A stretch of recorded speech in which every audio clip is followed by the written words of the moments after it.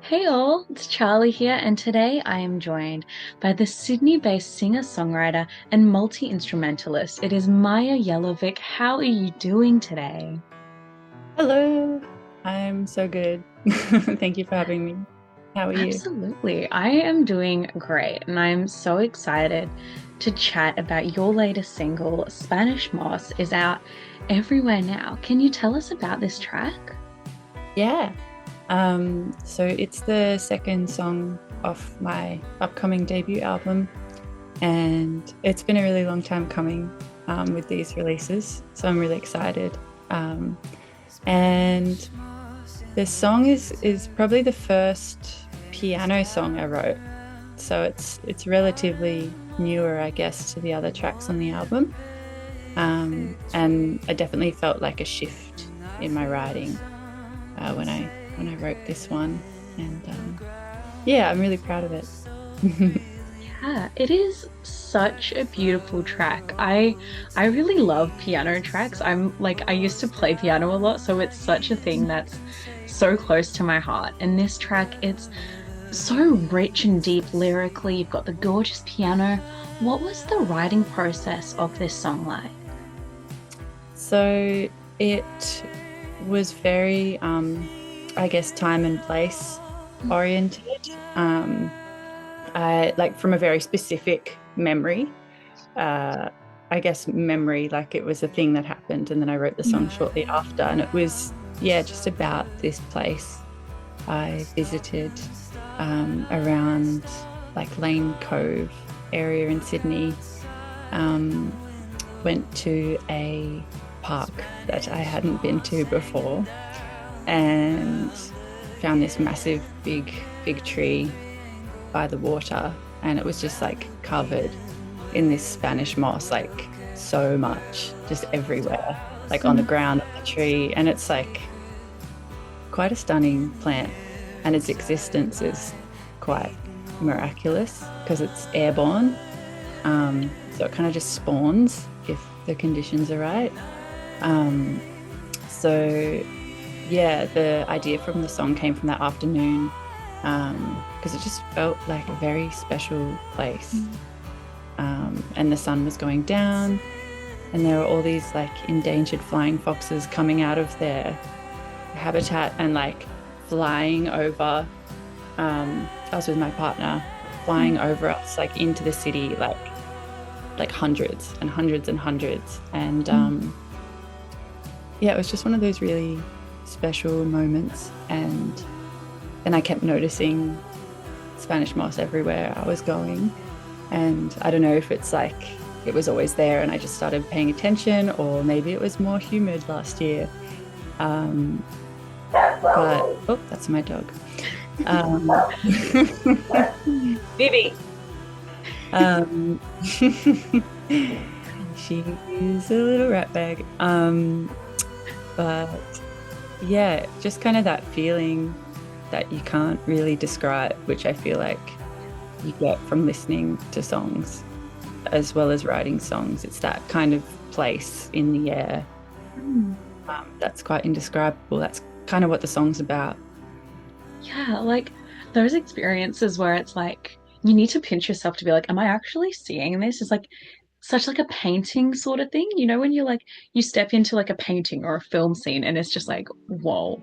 That's Yeah. the sort of feeling I get listening to this track, whether I'm like going for a walk or just like sitting down inside my Mm, house. I can just see and envision this gorgeous landscape. I mm, love how you've been able to do that through like your lyrical descriptions because you've yeah. truly mastered like the earthy aesthetic, the dramatic sound, the storytelling. I'd love to dive into whether you had any um, sonic influences or any artists you look towards for this type of sound because it's truly like scarce in the scene. You see a lot of like storytelling Mm. about human relationships or like the human experience, but there's not a lot that actually builds deeply into such like a picturesque world like this song does. Thank you. Yeah, that's really beautiful. Thank you. Well, yes, sonic influences, yes, but also I guess it's funny that you say it reminded you of a painting because I just finished a fine art degree in painting. And I wrote this song when I was painting a lot, like doing my major. And so I feel like that really translated lyrically more than ever, like I guess. But yeah, sonically, I was probably listening to a lot of Ada Leah and Angie McMahon's recent album. I really love the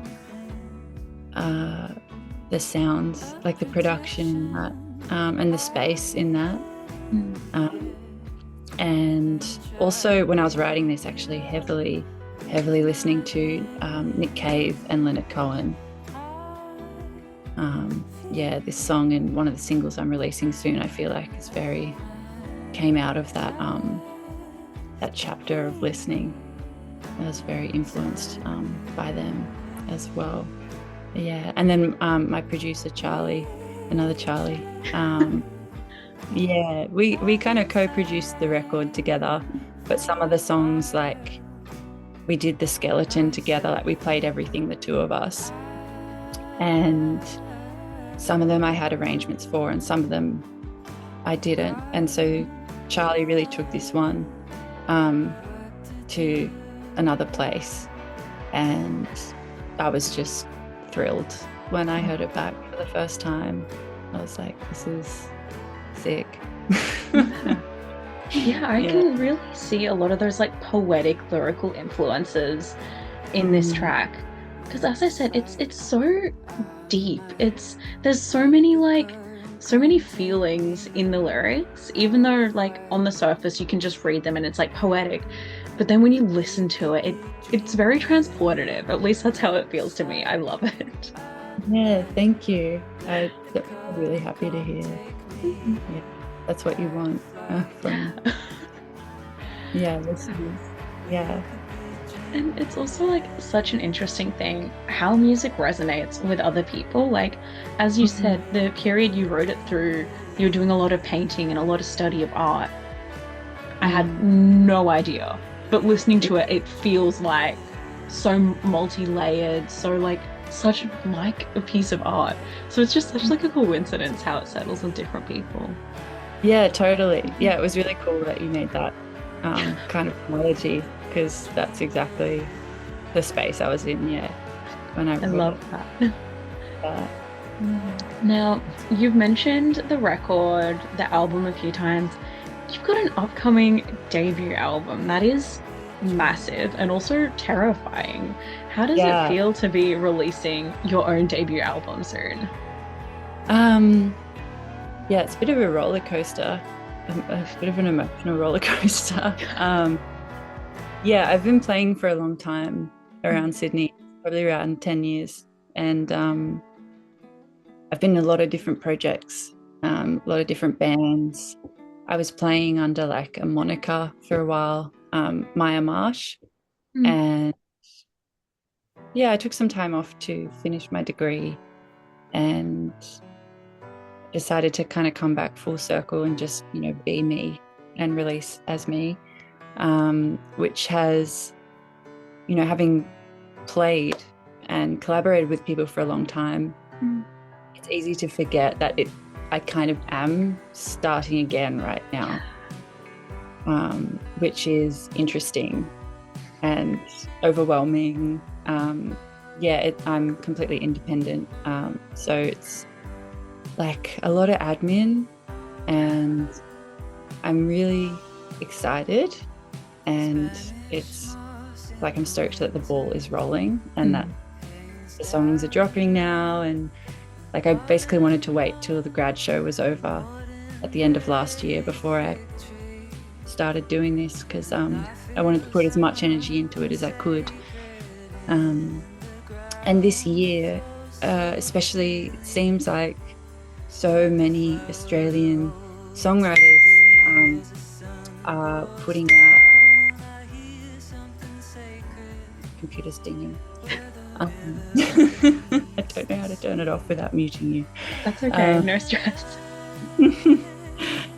Yeah, so many Australian songwriters are putting out records and EPs this year, and a lot of my friends are, and there's this just overwhelmingly beautiful sense of support for each other, which I've been experiencing lately. Just everyone is all in it together and sharing as much information with each other to help each other move forward in the best way possible. So I feel like I'm in the thick of that right now, and it's really helpful because it's just like, being in bands in the past, it's easier to push something when you're part of a group, but when it's you, just like a single being, it's like so much weight can become attached to that, and it can be so emotional. So yeah, just having that support network of local musicians is like really making the process just so much better than I initially thought it would be.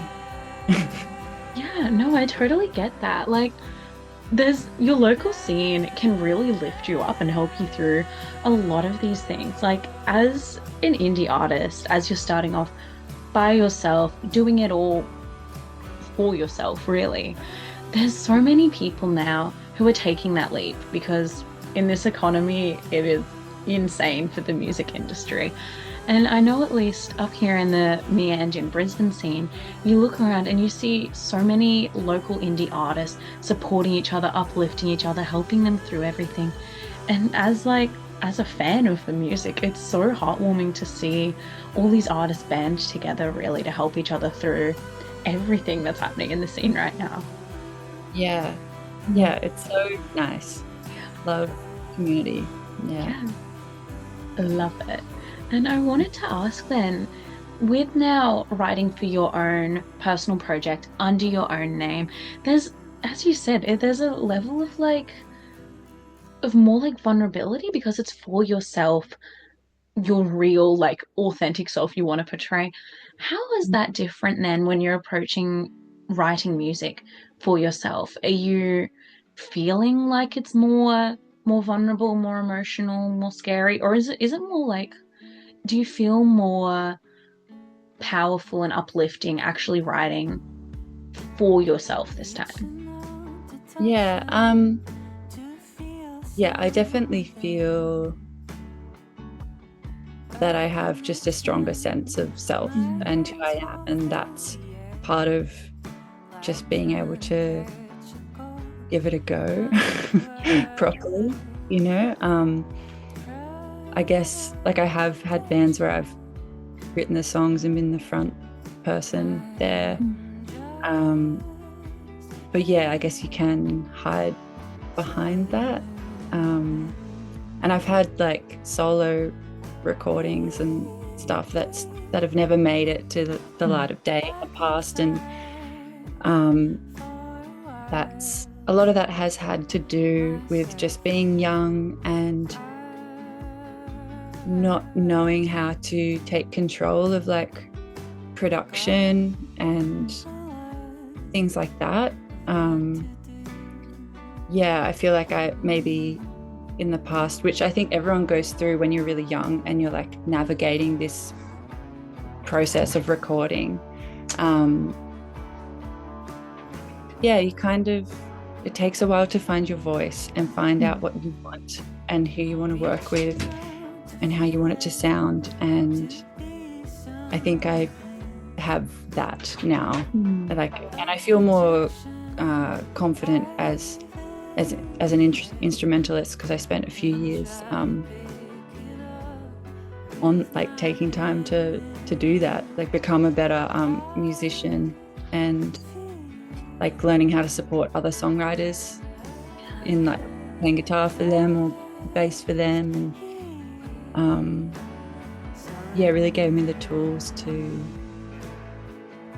just have more confidence in in what I'm doing with my music. Yeah. I love that. It's such an interesting thing from like all perspectives, I guess, really, to see the metamorphosis through someone's career or through different projects as well. Honestly, it baffles me how there's so many different layers to the artistic journey because it's so cool. I love it. Thank you for sharing that so much. Yes. Now, I heard a little whisper that you said Spanish Moss is your favorite track from your upcoming album. What can we Yeah. expect then from the unreleased songs? Um, well, maybe, I mean, it's my favorite track at the moment. I don't know if that'll Ooh. change. But yes, it is still it's been my favorite track off the album for a while. I think the album's definitely got some hidden things, I guess different sounds. Um, some of them lean in like echo more of my past, like indie rock stuff. And some of it's like completely bare bones, stripped back, acoustic. So yeah, there's a bit of variation there, like very big sounds and very skeletal tracks as well. I Yeah. love that. Is it kind of like you said, like a lot of throwback to your older sort of sound? Is this going to be like a collage of different moments that have brought you to now, or is it more like a completely fresh look at what you've been through and what's brought you to now? Definitely, it's definitely got some stuff from the before times, um, which have changed a lot. So I guess like new arrangements or renditions, evolutions of a couple of tracks, and then but there's a good chunk of it that's like new, Mhm. fresh, but I feel like is a nice blending of the two. Yeah. Okay, I'm very excited to hear the finished product. This is sounding very good. I'm excited too. And speaking of things that are sounding good, I would love to take a sneak peek into your playlist and hear what Aussie tracks or local tracks you've been listening to, oh, tracks and artists, sorry, you've been listening to lately and absolutely loving, and you think you need to share with the world. Yeah. Well, yeah, I've got, as I was speaking up before, very rich music community up or down in Sydney. Um, and a lot of friends putting out a lot of good music this year. So, yeah, my friend Harry, Huck Hastings, he just put out a new single called Easy, and first song in a while, and it sounds really great. And yeah, should definitely check it out. As well as another good friend I used to play in a band with, Casey. She plays under the name Gloomy, and she lives down in Melbourne, and she's released a couple tracks of her upcoming album, and it sounds so lush, and I can't wait to hear the rest of it. Also, a long time collaborator now, slash good friend, who I've been working very closely with, Georgia Mulligan. She plays guitar in my band, and I play guitar in her band. And yeah, it's really nice. But she just finished a record, and she has a song coming out in a couple of weeks, and it's really awesome. So that's coming soon, and I'm very excited. And Ainsley Farrell, another good friend, and she's got an amazing record out called Dirt that I highly recommend.